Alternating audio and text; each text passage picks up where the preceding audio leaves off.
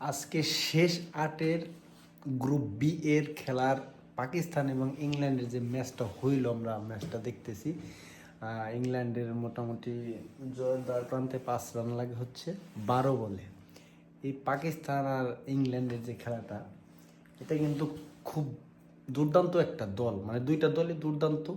খেলাটা ক্লোজ চলে আসছে অলরেডি, খেলাটা কিন্তু জমে উঠছে, মানে জমছে। পাকিস্তান অবশ্যই মানে ব্যাকফুটে আছে, তবে মাত্র একটা উইকেট পড়লো। এই উইকেটের উপরে আবার একটা ঝামেলা আছে। ঝামেলাটা হচ্ছে বাই এনি চান্স 5টা রান যদি নিতে না পারে, তাহলে আমার মনে হয় আজকে ইংল্যান্ড হারবে না, হারবে হচ্ছে হ্যারি ব্রুক।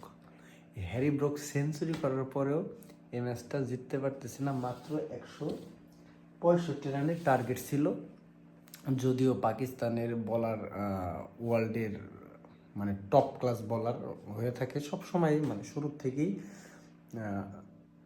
তারা মানে আজকে ফাইটিংটা ওরকম দিতে পারে নাই, যার জন্য এরকম একটা অবস্থান। তবে শেষ পর্যন্ত যে কী হয় সেটা বলা যাচ্ছে না, কারণ 11 বলে 5 রান লাগবে ঠিক আছে, কিন্তু উইকেট তো 3টা, মানে হাতে 3 উইকেট আছে।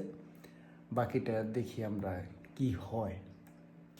19তম ওভারের প্রথম বলেই প্রথম উইকেট গেছে আর ইংল্যান্ডের। এখন কথা হচ্ছে যদি কিছু একটা হয় না, আমার মনে হয় না ইংল্যান্ডের কষ্ট হবে এই ম্যাচ বের করতে, কারণ প্রায় শেষ 4 রান লাগে।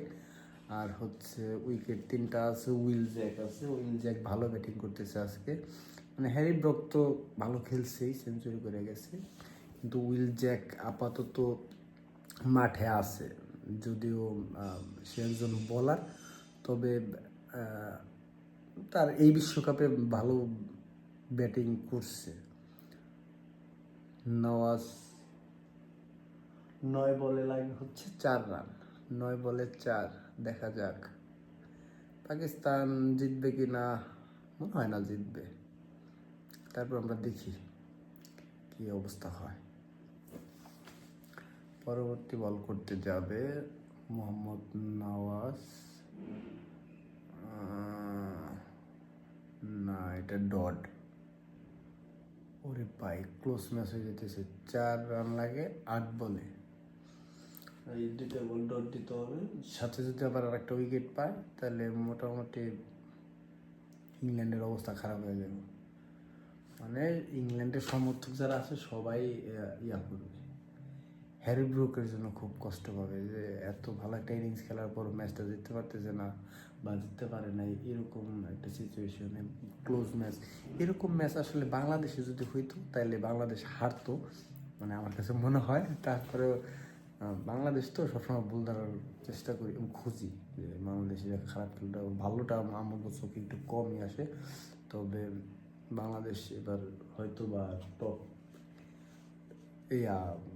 কোয়ালিফায়ার ম্যাচে, মানে কোয়ার্টার ফাইনাল ম্যাচে থাকতো, এটা আশাবাদী। যদি তারা বিশ্বকাপে আসতো, মানে অংশগ্রহণ করতো। আমরা তো বয়কট করছি, বিশ্বকাপ খেলবো না। দেখি। লাস্ট ওভারে 3 রান লাগে ইংল্যান্ডের জিততে, 3 রান লাগে লাস্ট ওভারে। আর পাকিস্তানের 6টা বল ডট দিতে হয়, মানে 6 বলে 3 রান যেহেতু লাগে। লাস্ট হাতে আছে 2 উইকেট, অলরেডি 8টা উইকেট গন। বাকিটা মানে কি হবে আল্লাহ জানে, দেখা যাক বোলিং কি করে। পাকিস্তান জিতে যায় তাহলে তো পুরো মাথাই নষ্ট। বল বল বল, ইংল্যান্ড, দিস ইজ ইংল্যান্ড। না, সহজে জিতছে, অবশ্যই অভিনন্দন ইংল্যান্ডকে। আর সবচেয়ে বড় অভিনন্দন হচ্ছে হ্যারি ব্রুকসকে, ও সেঞ্চুরি করছে। ও ম্যাচটা না জিতলে খুব কষ্ট লাগতো, মানে ইংল্যান্ড সমর্থকের। আমার ওরকম কোনো কিছুই বলার নেই। জুলফার স্যার অবশ্যই, জুলফার স্যার মারছি। বাই দ্য ওয়ে, অভিনন্দন ইংল্যান্ড।